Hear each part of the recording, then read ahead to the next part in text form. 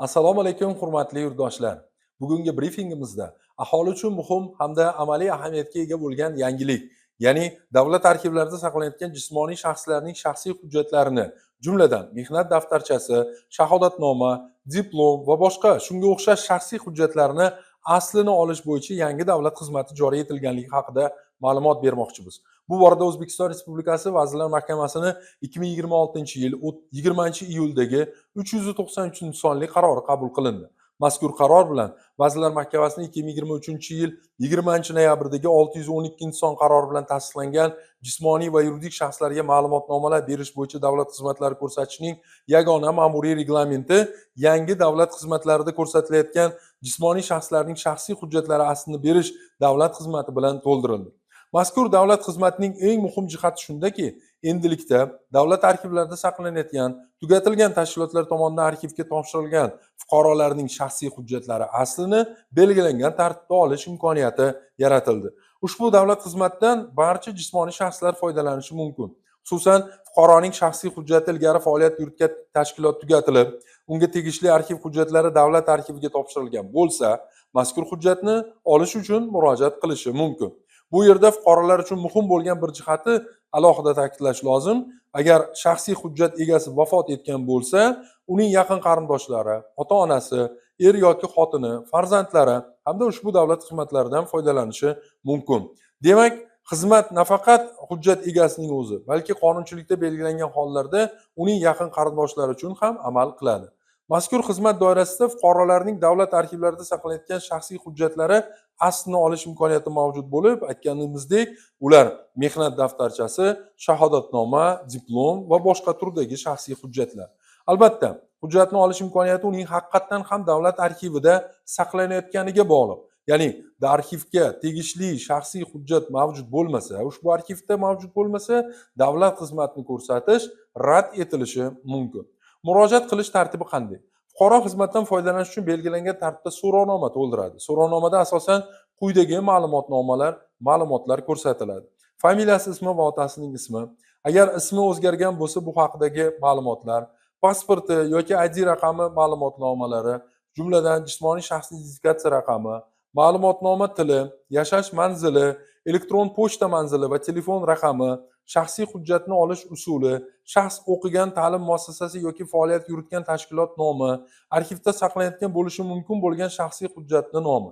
Shuningdek, shaxsiy hujjatni fuqaro davlat arxividan o'zi olib ketishi yoki uning talabiga ko'ra kuryerlik xizmati orqali manziliga yuborish imkoniyati mavjud.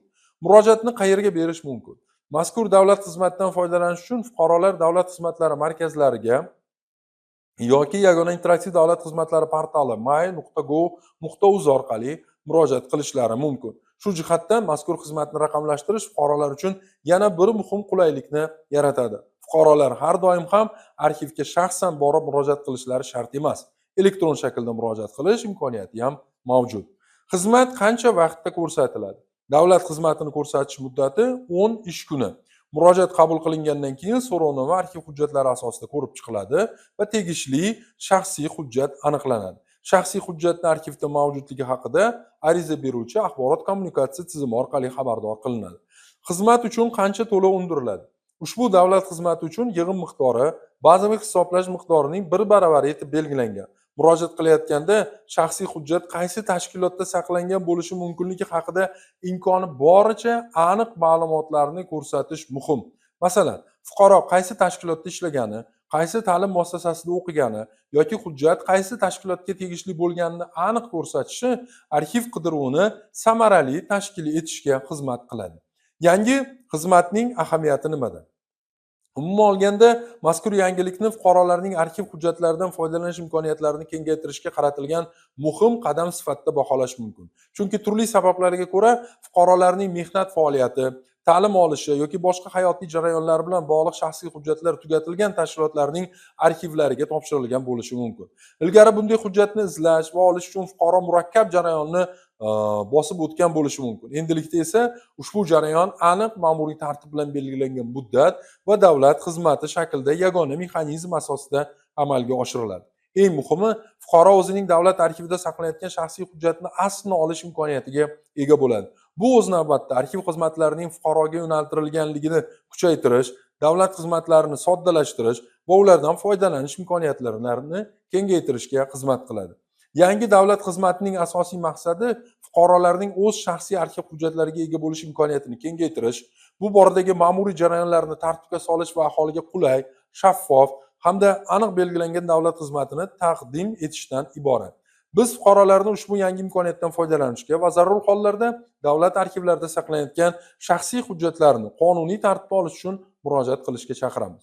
Fursatdan foydalanib barcha yurtdoshlarimizga murojaat qilmoqchimiz. Hurmatli yurtdoshlar, agar davlat arxivlarida noqonuniy xatti-harakatlarni guvohi bo'lsangiz, O'zarxiv agentligining 55 kodi bilan 50 301 50 raqamli ishonch telefoni yoki Antikor Archive bot yoxud direktorga murojaat messenjeri orqali xabar berishingizni so'raymiz. E'tiboringiz uchun rahmat. Salomat bo'ling.